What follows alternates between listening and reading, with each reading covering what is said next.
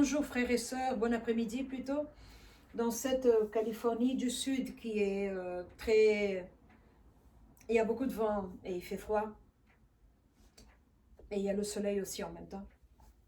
Et on se croirait à la Côte d'Azur, en hiver à la Côte d'Azur. C'est très beau. Un ciel tout bleu, sans nuages blancs, ça me rappelle mon Katanga où le climat est très similaire. Mais enfin, on rend gloire à Dieu, on est vivant et... je voudrais, une fois de plus, vous remercier pour regarder les vidéos, les partager et abonnez-vous, s'il vous plaît. Alors, je voudrais vous parler aujourd'hui du jeûne. Le jeûne, c'est un sujet qui n'est pas très évoqué, surtout ici aux États-Unis. En Afrique, oui, on est encore, on est là sur le champ de bataille. Je ne parlerai que des Amériques et de l'Amérique et de l'Afrique. Et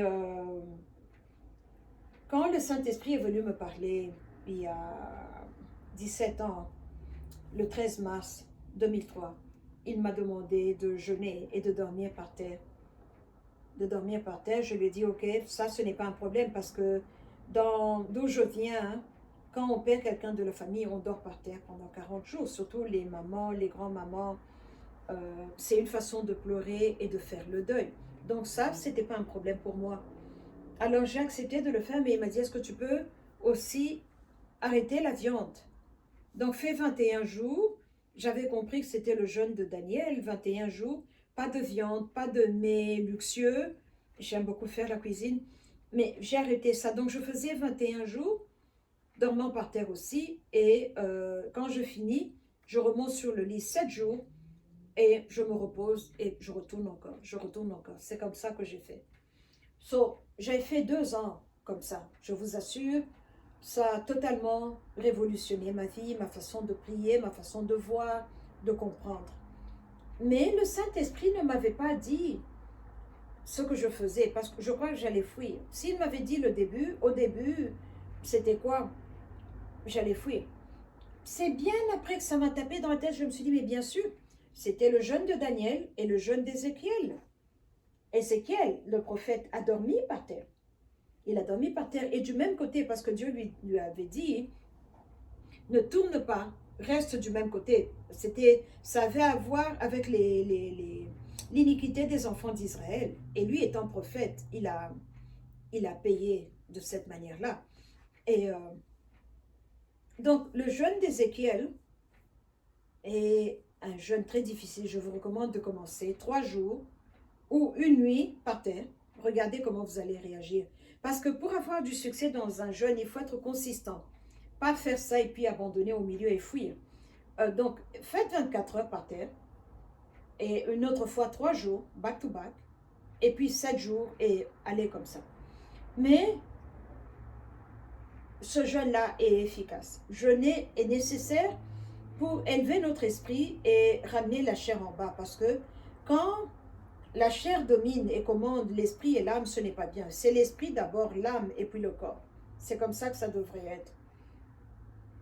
Et aussi, quand on voit maintenant dans le Nouveau Testament, notre Seigneur, le Fils de Dieu, a jeûné 40 jours sans boire, sans manger. Ça, c'est difficile. C'est vraiment extrêmement difficile. Il l'a fait. Et nous voyons dans la Bible, là où l'adversaire vient le tenter et lui dire, si tu es vraiment le Fils de Dieu, pourquoi tu ne transformes pas ces pierres en pièces de pain, loaf, en pain et manger parce que tu as faim. Mais Dieu merci, Christ a tenu bon, c'est pour ça que nous avons la victoire, parce que lui ne s'est pas soumis devant Satan. Donc, le jeûne est important. Le jeûne est nécessaire. Mais dans mon ministère, j'ai été introduit il y a 11 ans, une situation à laquelle parce qu'avec chaque jeûne, le Saint-Esprit m'a donné une mission à faire. Et avec chaque jeûne, il m'a introduit un pasteur, soit un livre, soit sur YouTube, quelqu'un qui emmenait un élément nouveau dans ma vie. Tout ce que je suis là maintenant, il y a moi, il y a le Saint-Esprit qui me donne moi, Et il y a ce que le Saint-Esprit avait donné aux autres serviteurs, et fils et filles, et eux, en lisant, ils m'ont donné cette impartation, ils m'ont donné ça. Et quand je finissais les livres, le Saint-Esprit me disait, tu as mangé au restaurant, tu dois payer. Tu ne peux pas sortir du restaurant sans payer. Et alors, sème une offrande dans la vie de ce serviteur-là. Et alors, je cherchais leur adresse et je sommais une offrande. Et c'est comme ça que j'ai reçu la grâce qui était sur la vie de cette personne-là. Donc, jeûner est important, lire est important, écouter le Saint-Esprit est le premier numéro un, justement, parce que c'est en l'écoutant lui qu'il va vous dire quel genre de jeûne va avec votre condition, et il va vous dire quel livre lire, quelle personne écouter, et où semer de l'argent, parce que tout ça est nécessaire. Donc je faisais ça, je dormais par terre, je ne mangeais pas la viande. Pendant une année, je n'ai pas mangé de viande pendant les jeûnes, et puis l'année qui suivait, je mangeais la viande. Mais je servais dans le ministère aussi à la porte, je recevais les gens, et donc tout ça m'a donné une force où m'a élevé, m'a propulsé vers le Très-Haut, parce que le goal, c'est de monter vers la montagne de l'Éternel, parce qu'il a une montagne, c'est là où il réside. Et on ne peut pas y monter quand on a trop de fardeaux que nous portons sur le dos. Il faut enlever tous ces fardeaux-là. Donc on a notre partie de responsabilité dans notre délivrance, dans la façon dont nous marchons, dans la façon dont nous vivons. Alors une autre fois, je priais pour l'Afrique, et là j'ai vu, c'était une série de visions, mais je les condense pour le temps. Ce que j'ai compris, c'est qu'au XVe siècle, j'ai vu à Paris, dans le pays de la France, la République française, des francs-maçons qui tenaient une réunion avec un géant. Son épaule était là, haute, comme ça. Et le goal de tout ça est qu'ils voulaient dominer l'Afrique et savoir comment dominer l'Afrique. Et le géant leur a donné la solution. Il leur a demandé à ce monsieur-là, qui était le responsable de la loge, ils ont beaucoup de titres, et il lui a demandé de s'accoupler avec lui comme une femme se soumettrait à un homme, et qu'il devait faire ça une fois par semaine, et que tous les frères de la loge devaient venir s'accoupler avec ce monsieur-là. C'est la première fois où j'ai été exposée à un jeune satanique, un jeune, celui-là ne vient pas de Dieu, un jeune qui est sexuel, où on vous demande une chose sexuelle pour accomplir un grand mal. Et c'est ça qu'ils ont fait. Après ça, j'ai eu à prier avec cette sœur qui avait été violée par 2 frères et par une sœur. Donc un inceste dans la famille. Mais le goal était qu'on a choisi cet enfant qui était totalement innocente pour lui faire du mal. On l'a violenté, on l'a brisé totalement. Son esprit était abîmé. Et le goal était de l'utiliser comme un conduit, comme une porte pour aller de l'autre côté, pour avoir accès à des puissances, à des puissances, mais des puissances qui emmèneront l'argent en retour. Alors, quand on fait ça à un enfant, on le brise, l'esprit est mort à l'intérieur, et il faut beaucoup d'amour, beaucoup de prière, une grande dose de patience, parce que c'est la seule façon de défaire et de délivrer le mal qui a été fait à l'enfant. Une autre chose que j'ai apprise dans mon ministère. Et donc c'est pour ça qu'ils ont besoin de violenter des êtres innocents, qui n'ont rien fait, qui ne méritent pas cela, et en échange, cela leur donne beaucoup de force. Et c'est comme ça que nous entendons dans les news des rumeurs de trafic d'enfants, human trafficking.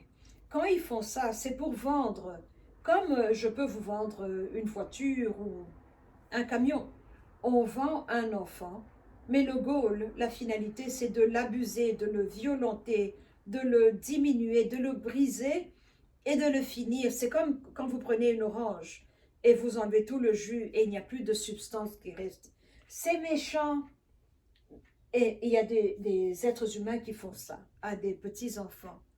C'est une réalité qui est très dure à, à accepter, mais c'est un mal qui est là, très, tout aussi fort aujourd'hui qu'il ne l'était à l'époque de Noé, parce que c'est un mal qui vient de très loin. Il n'y a rien de nouveau sous le soleil. Peut-être que notre exposition à ce mal-là est récent, mais pour ceux qui ont l'habitude de le faire et qui savent quel est le bénéfice ou le gain qu'ils reçoivent de ça, ça fait longtemps que ce mal-là est ici sur Terre. Alors, ça, c'est un autre aspect d'un jeûne où on viole quelqu'un. Et c'est une forme de sacrifice, puisque jeûne égale sacrifice. Donc, vous donnez. Et il y a d'autres, c'est tuer, couper des têtes, causer des accidents de voiture, un avion qui va tomber. C'est un sacrifice que vous offrez, une offrande que vous donnez. Pour le bénéfice financier, vous donnez, vous versez le sang, vous interrompez des vies humaines et vous tuez. Et ça, pour la gloire de Satan, mais en retour, lui aussi va vous rémunérer et vous allez avoir de l'argent. C'est ça qu'on voit même à Hollywood, où les acteurs, beaucoup de musiciens, leurs parents meurent dans des accidents bizarres. Je préfère taire les noms. Et ça, c'est une offrande que vous donnez, quelque chose qui vous avez sacrifié, parce que vous allez les voir pleurer au deuil. Ils pleurent, mais ils vont sourire quand ils vont à la banque. Donc, c'est une autre forme de sacrifice. C'est une autre forme de jeûne, parce que sacrifice égale jeûne. Donc, il y a, nous, les enfants de la lumière, on a nos jeûnes, et les enfants de l'obscurité ont leurs jeûnes aussi. Parce que les deux royaumes ne sont pas régis par la même force, par les mêmes méthodes. Alors, c'est comme ça que cela se passe. Et nous devons faire attention, savoir qu'est-ce que nous faisons, à qui nous appartenons. Parce que quand la Bible nous dit « Il chargera ses anges de porter dans toutes tes voies, de peur que ton pied ne heurte contre une pierre ». Donc même dans votre sommeil, le Dieu que vous servez la journée, là maintenant je suis éveillée, le soleil est bien haut, le Dieu que je sers va venir me protéger, me veiller sur moi la nuit parce qu'il est mon Père, parce qu'il me connaît et je le connais. Voilà une autre raison pour laquelle nous devons prier avec importance, mettre la prière à une place importante dans notre vie. Parce que même quand on dort, dans la dimension du sommeil, Dieu va vous envoyer de l'aide quand vous en avez besoin. Parce qu'il vous connaît, vous avez une relation avec lui. Je ne parle pas de religion, je ne parle pas de dénomination, je parle d'avoir une relation avec lui, notre Père. Il est vivant, il est réel et il nous aime. Parce que quand on prie, la prière est un dialogue. Il nous entend et il va nous parler aussi. Donc moi, quand je finis de prier, je ne me lève pas directement aller écouter la musique. Non, je garde mon esprit dans le calme parce qu'il peut me parler. Et il parle de beaucoup de façons, de beaucoup de manières. Il y a eu des voix audibles, comme moi, là maintenant je vous parle, vous m'entendez. Ou bien alors par une idée qui va venir, vous l'enlevez de vos têtes, elle revient. Vous l'enlevez, elle revient. Et j'ai appris à faire attention à ce genre d'idées parce que je reconnais que, un, l'idée est très belle, deux, elle est vraiment intelligente et donc elle n'est pas venue de moi, elle est venue de lui. Une autre manière, il nous parle par les rêves, ou il nous parle par un verset biblique, ou il nous parle par des visions, où j'ai eu des cas où je dormais, c'était un rêve, le Saint-Esprit dans le rêve te parle, il te dit tu as vu, oui, réveille-toi, tu te réveilles, maintenant prie. Et ça devient une vision. Donc je ne sais pas comment on appelle ça. Mais donc Dieu nous parle de beaucoup de manières et c'est à nous de le suivre. C'est à nous de s'adapter à lui et à ses méthodes, parce qu'il a des méthodes et l'ennemi aussi a ses méthodes. Et les deux ne sont pas compatibles, les deux ne sont pas pareils. Donc le jeûne est important. Il faut jeûner parce que c'est ça qui aiguise notre esprit, c'est ça qui nous donne la force de l'esprit, de l'âme et du corps. Le jeûne aide dans la délivrance des maladies, là où il y a des problèmes. Le jeûne élève votre esprit vers le Père et vous pouvez monter vers la montagne du Très-Haut. Donc le jeûne est un élément très important dans la vie d'un chrétien. Vous ne pouvez pas être chrétien et ne pas jeûner, en tout cas moi. je ne peux pas me le permettre parce que c'est ça qui m'a emmené de gloire en gloire et de révélation en révélation. Ça a emmené ma compréhension à un autre niveau. Ça a travaillé sur mon caractère, les défauts humains que j'avais, j'en avais beaucoup. Et il m'a délivré. Il m'a délivré de moi-même, du mal que j'avais en moi, dans mon cœur. Et il m'a délivré de ce mal qui me tenait captive, qui venait ou bien de la famille. Parce qu'il y a des péchés que nous faisons nous-mêmes qui nous affectent dans le mal. Et il y a d'autres péchés qui viennent de la famille, votre nom qui vous attache. Il y a des péchés qui viennent de la tribu qui vous attache. Il y a des péchés qui viennent de la province d'où vous venez, qui vous attachent. Il y a des péchés qui viennent de la république d'où vous venez, ou du continent d'où vous venez. Donc, une bonne dose de repentance régulière n'est pas mauvais. Moi, je me repens tous les soirs avant de dormir. Et parce que c'est avec en reconnaissant le mal qu'on peut identifier le mal et qu'on peut renoncer au mal et faire un bon choix et se tourner vers notre Rédempteur. Se tourner vers notre Rédempteur. Donc voilà ce que je voulais partager avec vous parce que nous devons prier, jeûner, donner la dîme, servir dans les ministères, aider les pauvres. Donc on doit mettre tout ça parce que tout ça est le royaume de Christ. Et il est vivant et il revient bientôt et il nous demandera qu'est-ce que vous avez fait. Donc voilà des choses que je voulais partager avec vous. Faisons attention les choix que nous posons parce que j'ai appris qu'à tout choix, il y a une conséquence. À chaque action, il y a une réaction. On doit faire attention parce que c'est pas seulement nous, mais nos enfants aussi. Et d'où je nettoie ma vie pour ne pas affecter mon fils et ceux qui viendront après. Nous devons faire attention. Que Dieu puisse nous aider parce que j'ai appris aussi que c'est tout à fait possible de maudire, par exemple, selon la province du Katanga. Vous jetez des malédictions, des couvertures sur la tête, ou vous mettez des couvercles sur la tête des personnes, mais d'une province spécifique. Les autres sont épargnés, mais c'est seulement eux. Alors vous voyez, ces gens qui sont dans leur province, mais eux ne prospèrent pas, mais tout le monde qui vient prospère dans leur province. Il y a un problème. Il y a beaucoup de méthodes de nuire à un groupe, de nuire à des personnes, de nuire à une personne spécifique ou un groupe spécifique. C'est tout à fait possible. C'est tout à fait possible. Et nous devons faire attention parce que quand vous commencez à vous occuper d'une malédiction, par exemple, qu'on a jetée dans toute la province du Katanga, d'où je viens, il faut avoir une grande dose d'onction pour détruire ce mal-là. Et nous avons besoin de plusieurs formes de ministères et d'onction dans la grande guerre spirituelle. On commence par la guerre spirituelle, la repentance, la guerre spirituelle. On avance, on grandit. Et ici où il m'a fait arriver, ce n'est plus la guerre spirituelle. C'est, comme il l'a appelé lui-même, a spiritual takeover. Je ne me bats pas, je viens reprendre. Ça m'a pris du temps pour arriver ici, 17 ans. Je ne me suis pas réveillée seulement un matin et dire, voilà, je veux ça. Donc les dons et les fruits de l'Esprit nous viennent de la main du Saint-Esprit. Il est celui qui nous donne ce que lui veut parce qu'il est un Dieu souverain. Et ce qu'il nous donne, il y a un prix à payer. Même notre Seigneur est mort sur la croix. Il a souffert dans sa chair pour nous. Pour nous. Il a payé le prix le plus fort. Il a voulu nous voir réconciliés vers le Père, il a payé. Alors, donc nous aussi, nous devons payer quelque chose. Et ce prix-là, c'est le jeûne, la prière, la propreté spirituelle, la façon dont nous vivons nos vies, la façon dont nous nous comportons. Tout cela fait que on offre un sacrifice acceptable à notre Père. Voilà ce que je voulais partager avec vous. Et c'est quelque chose à prendre très au sérieux, parce que ce n'est pas de la blague. Ce n'est pas de la blague, c'est une réalité. Merci beaucoup.